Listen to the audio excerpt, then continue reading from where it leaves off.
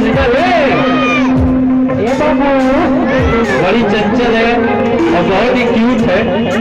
ये प्यारा सा आशीर्वाद है 101 रुपए का बिटिया की तरफ से लक्ष्मी स्वरूपा।